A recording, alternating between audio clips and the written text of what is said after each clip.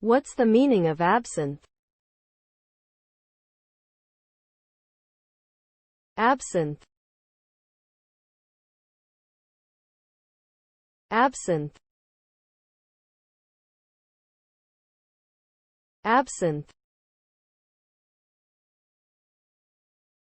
Absinthe. Absinthe.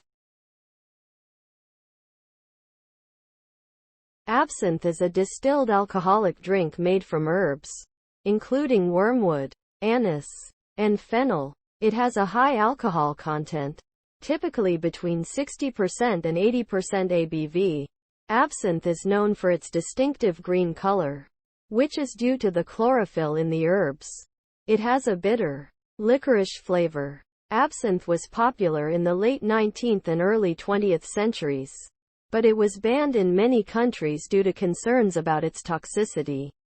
In recent years, absinthe has been making a comeback, and it is now legal in most countries.